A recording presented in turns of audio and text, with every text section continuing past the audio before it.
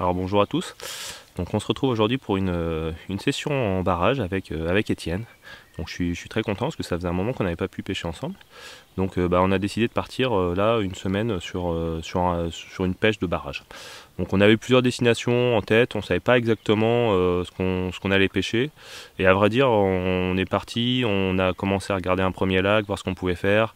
Bon, il y avait quelques points négatifs qui nous ont pas convaincus. Donc du coup on s'est rabattu sur une autre destination. Donc là on est là depuis ce matin, on a tourné pas mal au thermique pour essayer de trouver un poste qui nous permettait d'exploiter pas mal de choses. Parce qu'ils ont annoncé de la pluie pas mal toute la semaine. Donc on voulait se fixer sur un poste qui nous ouvrait pas mal de possibilités.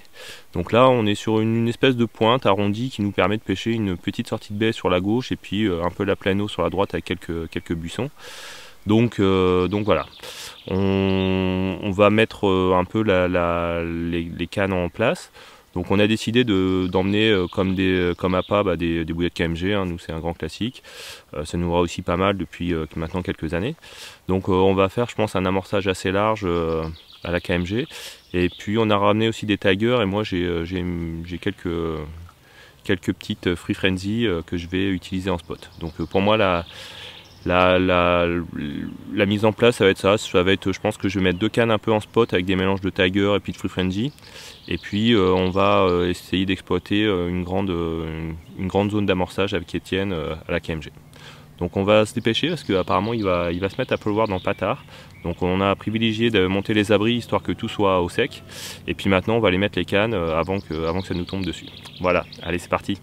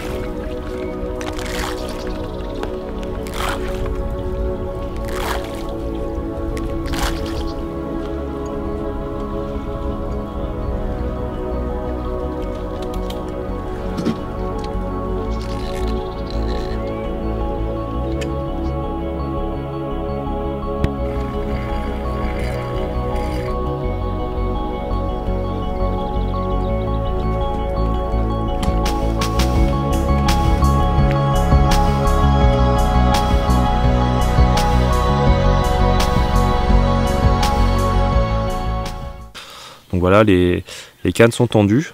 Donc comme c'est la première fois qu'on vient sur ce barrage, on ne connaît pas. On a décidé d'amorcer, on va dire, de façon assez modérée. On a prospecté différentes profondeurs. Donc personnellement, moi ça va de 2,50 m vraiment en bordure jusqu'à peu près 13 mètres. Donc j'ai essayé d'échelonner un peu les profondeurs et les cannes pour essayer de voir s'il y a des passages de poissons. Et puis Étienne de son côté, pareil, a échelonné aussi un peu en prospectant les bordures et puis un peu de profondeur. Donc on n'a pas amorcé trop lourd pour commencer parce que bon, vu qu'on ne connaît pas exactement la population et puis l'appétit des carpes en ce moment, donc c'est toujours plus facile d'en remettre que d'en enlever. Donc on va dire qu'on est parti sur une base de peut-être 500 grammes d'appât par canne. Donc quand je dis appât, ça peut être des tigers, des pellets et puis des bouillettes, hein. C'est pas forcément 500 grammes de bouillettes. Donc on va voir ce que ça donne et puis il sera toujours temps après d'ajuster notre pêche s'il faut en fonction des résultats. Voilà, allez, en espérant qu'on voit quelques écailles du coin.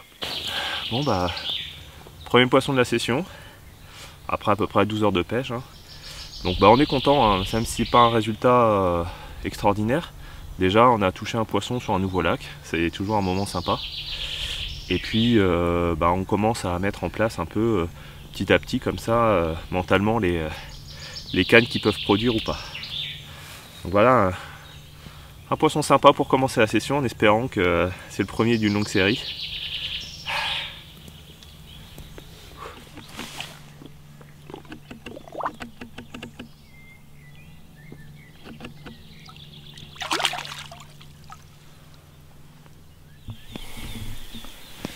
Premier poisson pour moi sur ce nouveau lac. Toujours sur les cannes en taux. les poissons commencent à rentrer, a priori, il y a un peu d'activité. Cette touche là, avant la tombée de la nuit, qui fait plaisir. Un joli poisson, qui m'a bien mis la misère en bateau, au-dessus de 20 mètres d'eau. Elle sait ce que c'est que plus jouer avec la profondeur. Ça fait plaisir, c'est pas mal. Joli poisson. Très large.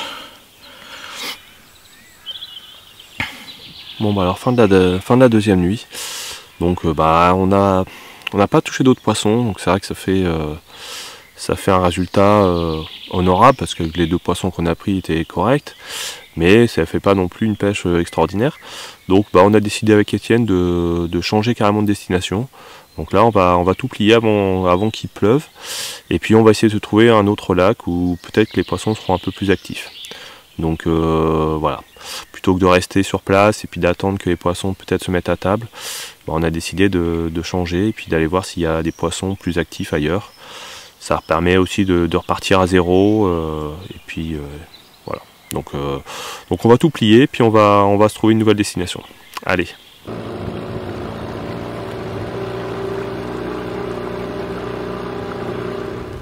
Alors comme je disais, on a fait un premier 48 heures sur un lac. Donc on a touché 2 poissons plutôt corrects. Mais c'est vrai qu'il n'y avait pas une grosse activité et les poissons n'ont visiblement pas frayé. Et puis avec le temps là qu'on a cette semaine, à savoir froid et pluie, ça va pas trop les inciter à passer à se mettre à frayer. Donc du coup avec Étienne on s'est concerté, on a décidé de bouger. Donc on a pas mal tourné, viré pour savoir où est-ce qu'on pouvait aller. Puis du coup on a décidé d'aller sur un lac où on a déjà été, où il y a on va dire une population assez importante de carpes, mais où on sait très bien qu'on ne fera pas forcément un gros poisson. Bon, alors après, faire des gros poissons, c'est pas l'essence même de la pêche, hein. On peut très bien passer des bons moments à la pêche, même si on ne fait pas des poissons énormes. Donc on est parti un peu dans cette optique-là, se dire qu'on allait faire sûrement quelques touches, peut-être pas forcément des poissons très gros, mais les poissons sont plutôt sympas, ils ont souvent des grosses écailles, c'est des jolis poissons, puis c'est des poissons de barrage, hein, donc même les petites... elles bagarrent, hein, donc c'est ce qui nous motive à venir ici. Donc on a fait une première nuit, on n'a pas touché de poisson, et puis à partir du lendemain midi, on a commencé à toucher des poissons. Donc là on doit être rendu à 7-8 touches en 12 heures. Donc on a réamorcé la zone, retendu les cannes propres ce matin parce qu'elles se nourrissent pas mal en journée. Donc il y avait pas mal d'échos de poissons sur les sondeurs qu'on a été amorcés, donc on est confiant pour la journée là. Donc ça pêche pour la journée, en espérant que d'autres poissons viennent nous rendre visite. Avec peut-être une jolie surprise, on verra.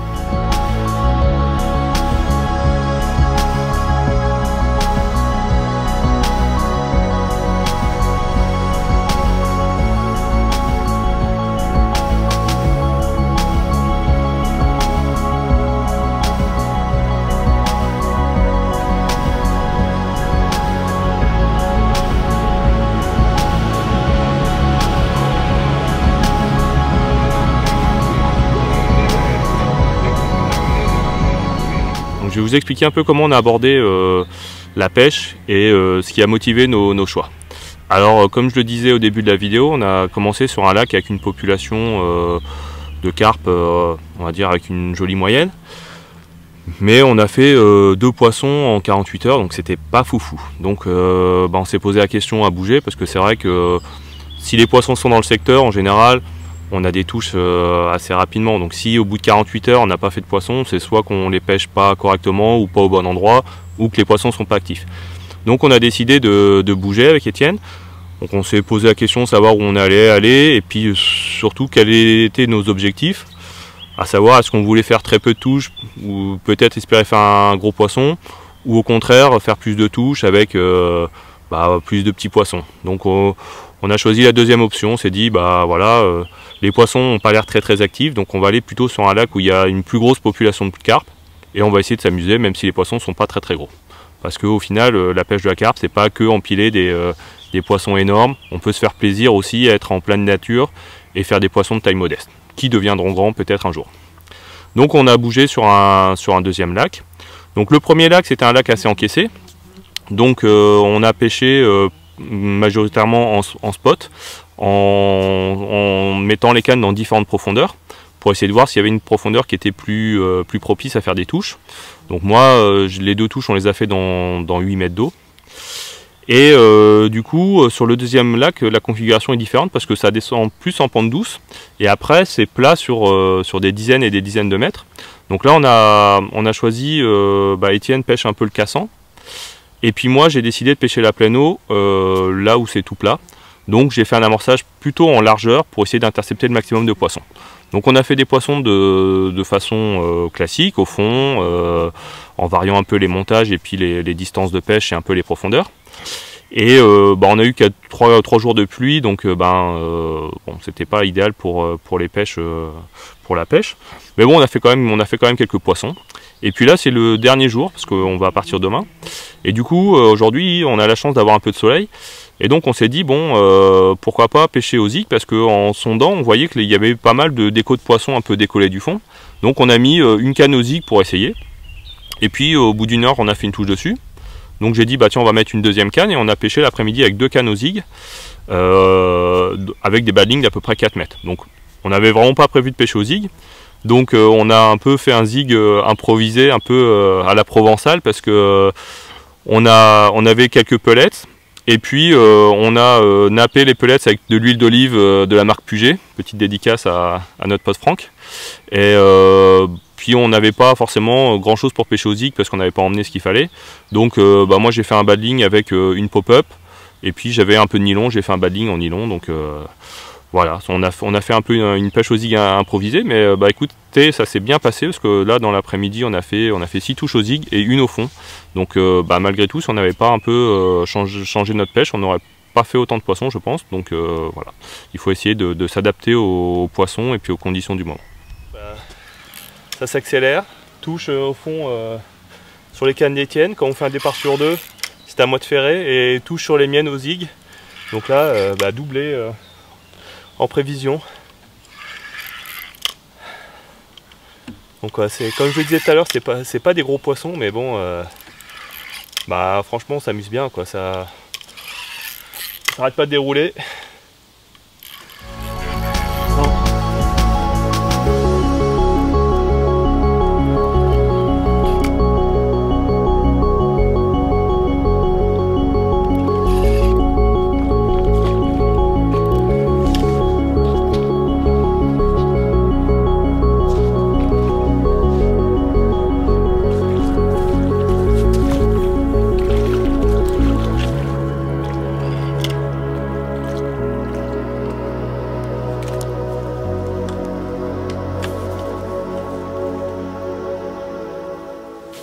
Bon alors touche d'abord sur les cannes d'Étienne, et puis touche au zig, donc un doublé.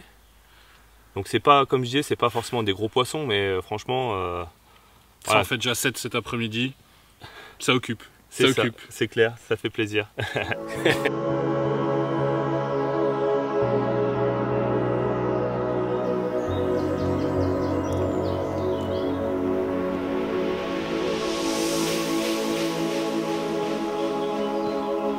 Bon la session se termine. On aura fait finalement quand même pas mal de poissons. Alors pas des monstres, hein, mais des poissons vaillants qui nous auront bien courbé les cannes. Hop là. Donc le plaisir à la carpe, c'est pas toujours qu'une question de kilos, hein. On s'est quand même bien amusé. Avec des poissons de barrage.